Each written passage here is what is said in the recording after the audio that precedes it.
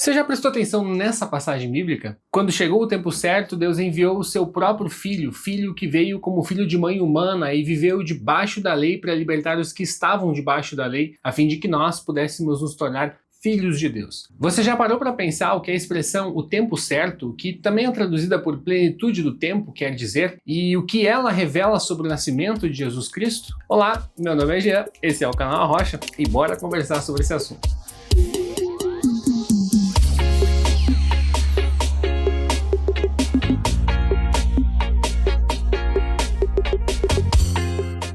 Queridos, o cristianismo ainda é a maior religião do mundo. São bilhões de fiéis. Quase um terço do planeta segue essa fé. O curioso é que tudo começou de um jeito bastante simples, humilde, numa província pequena, esquecida do Império Romano. Mas como uma história que começou tão humilde chegou a influenciar o mundo inteiro? Para os cristãos, esse crescimento não foi por acaso. Foi obra do Espírito Santo de Deus agindo através da sua igreja, chamando e capacitando pessoas a levarem a mensagem de Jesus adiante. Os cristãos têm clareza sobre esse aspecto. Mas existe outro detalhe interessante a ser considerado quando a gente olha para a história do Natal, por exemplo. Como o texto de Gálatas 4 nos chama a atenção, Jesus não parece ter nascido em um momento aleatório da linha do tempo. Vários fatores políticos, sociais e religiosos se alinharam num momento específico, criando um cenário perfeito para a vinda de Jesus e também para a divulgação do Evangelho. Agora, é claro que tem muita gente que olha para tudo isso e fala: isso aí é apenas uma coincidência do tempo, um acaso histórico. Mas para outros existe aí um plano divino, Deus organizando cada detalhe,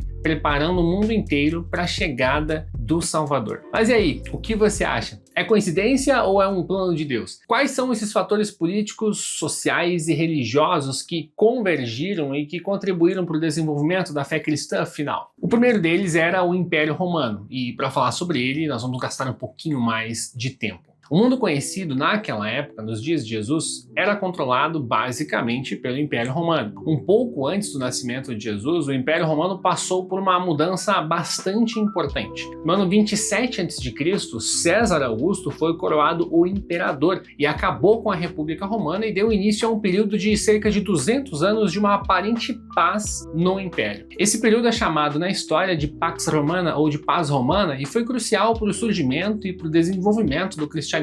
Principalmente porque, embora o Império Romano fosse opressor em muitos aspectos, ele permitia a livre circulação de pessoas e também de ideias. E por falar em circulação, as estradas romanas que foram feitas para o exército e para o comércio e a navegação mais segura no mar Mediterrâneo tornaram as viagens e a comunicação muito mais eficazes e acessíveis naquela época. Isso significa que os primeiros cristãos podiam enviar cartas, podiam fazer viagens missionárias e espalhar o evangelho com muito menos medo de ataques e de assaltos durante a viagem, durante o seu caminho. Ou seja, mesmo sem querer, o Império Romano criou um cenário favorável para a mensagem de Jesus se espalhar. Além disso, a administração romana, com as suas leis e com a sua organização, trouxe uma estabilidade que ajudou as primeiras comunidades cristãs a se organizarem e a crescerem com mais liberdade. Por exemplo, a cidadania romana, que era concedida a muitos, oferecia direitos e proteções que, em alguns casos, foram utilizados pelos apóstolos. Paulo aparece na Escritura 2 vezes usando a sua cidadania romana. Uma está registrada em Atos 22, 25 a 29, quando ia ser açoitado, e a outra em Atos 25, 10 a 12, quando Paulo, diante do governador Festo, apela para ser julgado por César. Dessa forma, a existência de um sistema legal unificado dava aos cristãos a possibilidade de apelar a tribunais e, em certas ocasiões, obter alguma forma de justiça e de proteção contra as perseguições locais. Outra questão importante era o aspecto social. A sociedade romana era bastante desigual. Apesar do cristianismo pregar uma mensagem de igualdade de todos perante Deus, independentemente da sua posição social, foi entre os mais pobres e os marginalizados que o cristianismo teve um grande crescimento. Isso acontecia porque a fé cristã incluía escravos, mulheres e estrangeiros nas suas comunidades de fé, algo que era revolucionário para a época e que contrastava com as normas sociais romanas e judaicas. Essa inclusão e o sentimento de pertencimento a uma comunidade, a um grupo, fizeram com que as igrejas primitivas atraíssem muitos que se sentiam excluídos ou sem esperança na sociedade da época.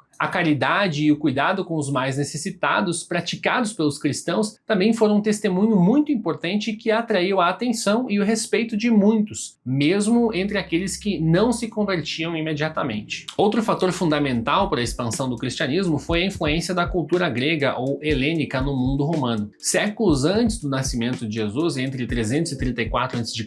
e 323 a.C., Alexandre o Grande espalhou a cultura grega pelo Oriente e unificou o Mediterrâneo sob uma língua comum, o grego koiné. Diferente do grego clássico, que era utilizado, por exemplo, por filósofos como Platão e Aristóteles, o koiné era uma variante mais acessível, que se tornou uma língua comum do comércio, da administração imperial e da comunicação cotidiana das pessoas. O Novo Testamento, por exemplo, foi escrito em grego koiné, o que permitiu que a sua mensagem fosse compreendida por um vasto número de pessoas em diferentes regiões, sem a necessidade de traduções imediatas para cada dialeto local. Vale destacar também que a Septuaginta, que é a tradução grega do Antigo Testamento hebraico, já era bastante utilizada nas sinagogas da diáspora, o que facilitou a aceitação do Novo Testamento na mesma língua. Outro aspecto importante é que a tradução da Septuaginta tornou a palavra de Deus acessível a pessoas de outras línguas e raças, algo importante para a pregação e divulgação do evangelho mais tarde. Além da língua, a filosofia grega, embora não religiosa, preparou indiretamente as mentes de muitos para conceitos mais abstratos e teológicos. Alguns princípios filosóficos, como por exemplo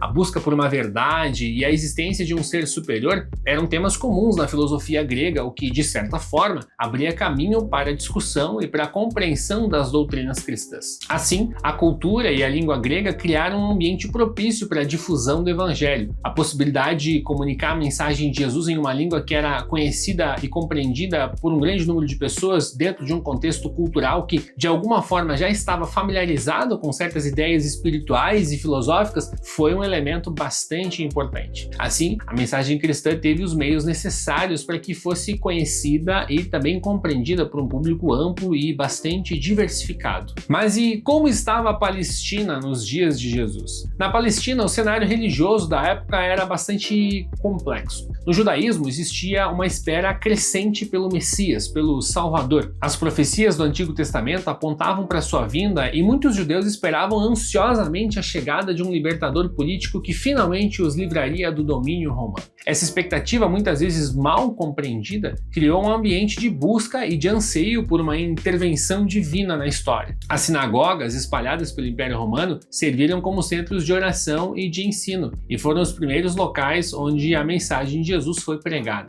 Foi nas sinagogas que os apóstolos e os discípulos apresentaram Jesus como o Messias primeiro. Ao mesmo tempo, os não-judeus estavam insatisfeitos com a sua religiosidade. As suas religiões nem sempre conseguiam oferecer respostas satisfatórias sobre as questões existenciais da vida e da morte, nem eram capazes de oferecer um senso de propósito ou de orientar uma vida que fosse virtuosa e que observasse questões morais. Existia naquela época um vazio espiritual que o cristianismo soube preencher muito bem. Mas e aí, conseguiram perceber como tudo se encaixou perfeitamente para o crescimento do cristianismo? Mas se a gente parar para pensar, de tudo aquilo que a gente falou até agora, talvez o mais impressionante não sejam esses fatos políticos, sociais e religiosos. O que realmente chama a atenção são as várias profecias do Antigo Testamento que foram cumpridas, ponto a ponto, na vida de Jesus. Centenas de anos antes, profetas como Isaías, Miqueias, Daniel, entre outros, detalharam aspectos específicos da vida, ministério, morte e ressurreição do Messias. O mais significativo disso tudo é que as profecias não eram vagas ou ambíguas,